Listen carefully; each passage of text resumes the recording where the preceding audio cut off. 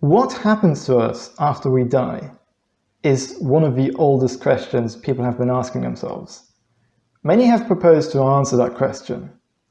Monotheistic religions like Christianity, Islam, or Judaism typically suggest heaven or hell, depending on how we lived our lives.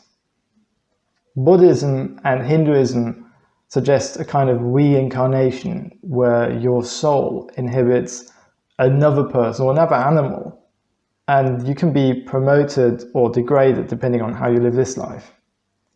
And many atheists tend to believe in some kind of eternal nothingness, often considered a blackness or an oblivion of some sort. It is possible, however, that all of these ideas of what happens to us after death are wrong.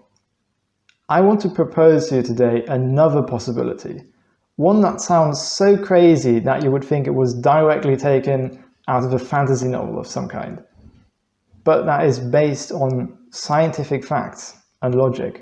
But one step at a time. In order to figure out what happens to us after death, we first have to define who we even are.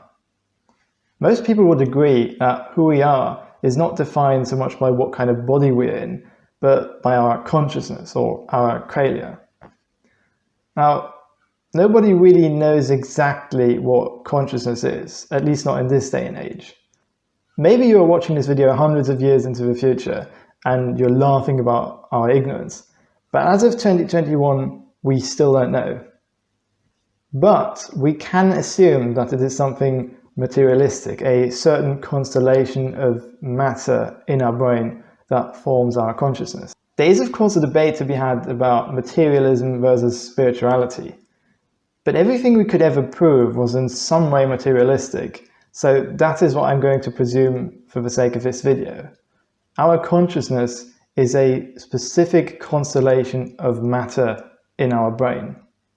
The next thing to determine is what happens to us biologically after we die. It's actually fairly simple. We rot. Our bodies decompose until nothing is left. No body, no brain, no memories. But, and this is important, the material that formed our body doesn't suddenly not exist anymore. It was transformed, scattered across everywhere. It isn't us anymore, but it's still there, just in a different form. But we are no more. We have no experience of reality anymore. So it's eternal nothingness then, isn't it? Well, probably not. It is a common misconception that nothingness can be experienced in some way, that it is a black void or whatever. If you're experiencing total blackness, you would be experiencing something, not nothing. I want to ask you to try and remember the last time you woke up, being totally unable to recall your dream that night. How did that feel to you? What was your memory of that night? You were probably lying in bed at, say, 10 o'clock at night or something, thinking about the day or whatever. And suddenly your alarm clock rang at maybe 6 o'clock the next morning. Seemingly, no time had passed for you. It was a seamless transition. But you know that in the real world, 8 hours had passed. Now, you might be recalling some sort of blackness that lasted the tiniest amount of time just before you woke up. But here's the thing. That was you looking at the back of your eyelids. This would have either been the first thing that happened in the morning or the last thing that happened in the evening. But it's an experience of something, not nothing. This is not what you should expect after death. Now that we have determined that the absence of experience feels like a seamless transition for the individual, I want to invite you to go on a little thought experiment with me.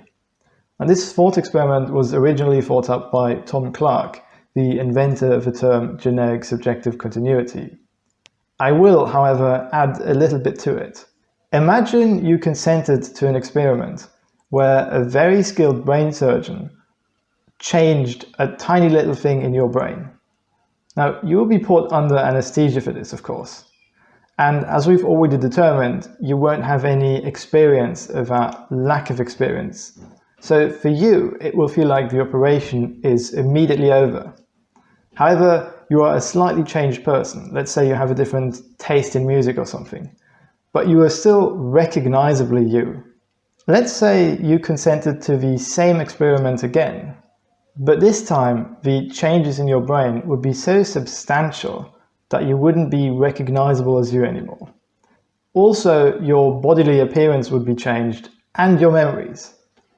Now, we could say that the old you essentially died a very unconventional death, and another person was born in a very unconventional way. But here's the thing, if your consciousness wasn't changed, it would still be the same someone who would have a continuous subjective experience of reality. Let's go a step further. Let's assume you died a natural death and decomposed. At a later point in time, another person was born. However, this person was made up of the exact material constellation as the person who walked out of our second thought experiment. Wouldn't you then have the seamless experience of now being this other person? You might think that it's theoretically possible to start existing again after you've died, but that it's so unlikely that we can practically neglect it. You would be wrong. In fact, it doesn't matter at all how unlikely it is, as long as the chance of it happening is greater than 0%. To understand why, we first have to look at another one of life's big questions. Did something come from nothing, or was something always there? Now, I can't actually answer that question, even though I have a couple of thoughts about it, but that doesn't matter. The important thing is to determine that these two are the only two possibilities. Either something came from nothing, or something was always there. Think about it for a minute. If something didn't come from nothing, it must have come from something, and that something must have come from something, and so on. You can continue that indefinitely. And that would lead you to the conclusion that something must have always existed. If you turn that around and say that, well, something can't have always existed, it must have at some point been nothing, otherwise it would have been something. And if something at some point in the past was nothing, well, then something must have come from nothing. These two are the only two possibilities. There cannot be a third possible answer. Now that we have determined that it has to be one or the other, let's go through them individually. Let's assume that something always existed. That would make something eternal, meaning that the material that is composing your body right now would still be there to become you again in the future. And now let's look at the second possibility. Let's say something did come from nothing. It would be conceivable that this something will go back to nothing at some point in the future. And that would mean that this something isn't there anymore to become you. But here's the thing. If something could come from nothing in the past, what would make you think that this very something can't come from nothing again in the future? It seems that in both cases, we are left with an infinite amount of ties for us to come into existence. And this is really important. If you've got an infinite amount of ties, then anything that isn't actually impossible will almost certainly happen. And not only once or twice, but an infinite amount of times. This is known as the infinite monkey theorem, in case you want to look it up. We know that it is theoretically possible for us to come into existence because we've got an actual example of it happening. Us. And so it seems that it can happen again in the future. And the likelihood doesn't actually matter as long as it's greater than 0%, because we can just try again and again and again and again. So this is how your subjective experience of reality might look like. You die, and the very moment that happens, you are born. It doesn't matter that 100 gazillion years pass in between, because you weren't there to experience them. For you, it seems like a seamless transition. And you also won't have any memories of your past life. That next life will also probably be fundamentally different to this one. You will likely be born in a different galaxy, in a different era, with a different skin color, And you might actually be a different species. You could be a factory farmed chicken or a worm for that matter. And how you live this life or any of your previous lives has absolutely no bearing on what you will get in your next life. If generic subjective continuity is real, then it would have a massive impact on quite a few things actually. But those would be subjects for upcoming videos. Do let me know what you think in the comments below. Have I gone completely mad, or is there some logic to what I'm saying?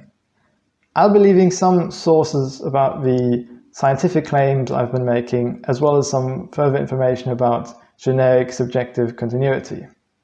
I'm Elijah Everett, and I hope to see you in the next video. Bye!